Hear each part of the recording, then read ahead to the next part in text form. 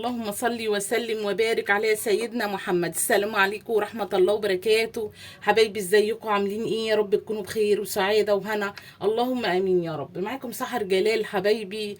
النهاردة بقى هنعملوا حاجة كده تحفة للناس بقى اللي عندها أنيميا، اللي عنده فقر دم. بصوا بقى، يعني حاجة جميلة، يعني لو هياخدوا معلقة منها كده كل يوم ما شاء الله هترفع معاهم الأنيميا كده، وهيبقوا اللهم بارك. طبعا احنا الصيام برضو ما بيبقاش يعني بيبقى للناس اللي هم عندهم أنيميا بيتعبوا طبعا، وبيبقى ايه ما بيبقوش قادرين برضو على الصيام.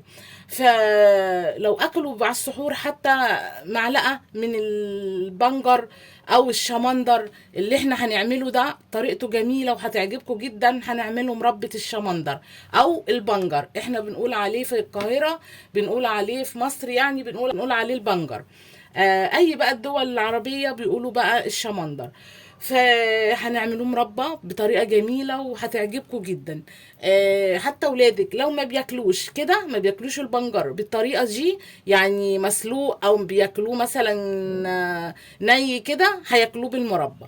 تعالوا بقى نصلي على الرسول، اللهم صل وسلم وبارك على سيدنا محمد، ونشوف هنعمل ايه مع بعض. بصوا حبايبي بقى، احنا هنقشر كده هنقشر البنجر اهو كده، هنقشروه ونرجعوا لكم تاني نشوف هنعمل ايه تاني. حبايب قلبي بصوا بقى، قشرنا البنجر واهو بصوا هتبشريه بقى كده مبشره عندك، عايزه تقطعيه تقطيع صغير خالص قطعي حسب راحتك انت، بس احلى حاجه للبنجر ان احنا نبشره، بتبقى طريقته جميله وهتعجبك. وبصوا بقى حاجه كمان، نحط حاجه تحتيه عشان خاطر ما يبهدلناش الدنيا. يعني ممكن صينيه كبيره تحطيها وتتعاملي عليها عشان خاطر ما تبهدلش الدنيا، لان اللي هيقع منه خلاص البنجر بيعمل يعني بيعلم في اي حاجه بيبوظها، وبدل ما نبوظ ايه الاشياء اللي حوالينا يعني.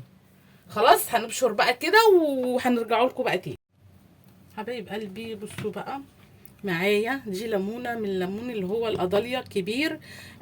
بصوا فصصتها كده الاول، بشرتها اخدت القشر بتاعها اهو، بسم الله هنزل كده اهو بالقشر بتاعها، وده انا فصصتها. بصوا زي ما بتقشري البرتقانه، بصوا قشرتها زي البرتقانه، بس بخلع الجلد ايه بتاعها كده، فيها بذر فيها اي حاجه بروح ايه شايلاه. بصوا اهو هنحطها كده على البنجر، بسم الله. طريقتها على فكره بتبقى روعه وبتبقى جميله جدا. طبعا الكيلو بنجر عليه نص كيلو سكر، نص كيلو السكر كوبايتين، الكوبايه ام ايد بتاعتنا بتاعه الشاي العاديه. ما عندكيش كوبايه، عندك الكوبايات المعياريه، هتاخدي كوبايتين من الكوبايات المعياريه بتاعتنا. بصوا اهم، هنجيب حله وهنحط فيها بسم الله. على فكره بيبقى جميل جدا، وجربوا معايا كده اللهم بارك، بيبقى تحفه. بصوا هنزل بالبنجر اللهم بارك، او عايزه تقللي الكميه هتقللي براحتك، حاجه ترجع لك خالص. يعني انت مش عايزه تعملي الكيلو، لو عايزه تعملي اقل من كده ممكن تقللي الكميه بتاعتك. هغسل ايدي بقى عشان ايه، بصوا بيعلم في ساعتها كده. هنزل كوبايتين السكر، بصوا بسم الله، المعلقه بقى نديله تقليبه كده بس كده اللي حوالينا حبايبي. هندي بقى تقليبه كده اهو، هنقلبه كده ونسيبه. انت بقى عاملاه الصبح على بالليل خالص قبل ما تنامي هتروحي مسوياه، هنسوي طبعا مع بعض، بس انا بقول لك عاملاه بالليل، هتقومي الصبح هتروحي ايه حطاه على النار. خلاص طبعا اهو هنسيبه بقى ونغطيه ونسيبه زي ما قلت لكم. لو احنا عاملينه بالليل ايه الصبح نقوم نعمله، عاملينه الصبح هنقوم بالليل، على بالليل هنروح ايه قايمين حاطينه على البوتاجاز. خلاص هنغطيه بقى ونسيبه لغايه ما نسوي مع بعض. حبايب قلبي بصوا بقى البنجر ما شاء الله، بصوا منزل ميه قد ايه، بصوا طبعا معايا زي معلقه فانيليا اهو، هحطها كده عليه. هندي بقى تقليبه. بسم الله. بصوا اللهم بارك، بصوا الشكل عامل ازاي، حاجه كده اللهم بارك تحفه. على فكره يا ريت تعملي الفيديو الجميل ده. بصوا حاجه كده جميله. البنجر على فكره رخيص في السوق يا جماعه، وما شاء الله يعني لو جبتي حتى نص كيلو وجربتي كده مع اولادك وعملتيه بالطريقه القمر دي هتعجبكم جدا. جربوا يا حبايبي، جربوا والله جميل. حتى لو ما فيش حد عنده انيميا، لو هتاكلي منه ما شاء الله جميل جدا. البنجر مفيد جدا او الشمندر.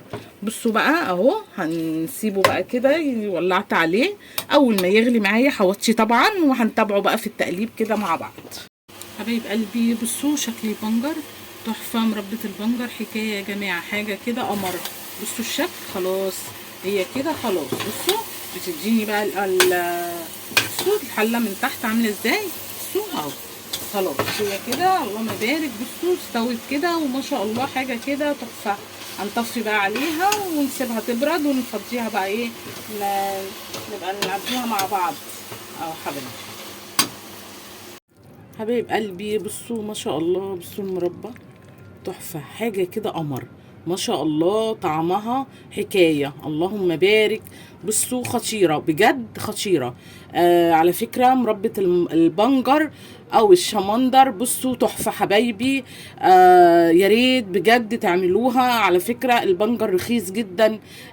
هاتوا نص كيلو حتى بنجر واعملوها ما شاء الله تحفه، وطالعه طعمها حكايه اللهم بارك. والله حتى اللي مش بيحب البنجر ما باينه انها بنجر، يعني الطعم مش باين انه بنجر. طعمها جميل جدا والله هتعجبكم. يا رب حبايبي بقى تعجبكم. وان عجبتكم بقى كده ما تنسونيش بقى باللايك والشير والاشتراك في القناه عشان يوصلكم مني كل جديد. واسيبكم في حفظ الله ورعايته، والسلام عليكم ورحمه الله وبركاته.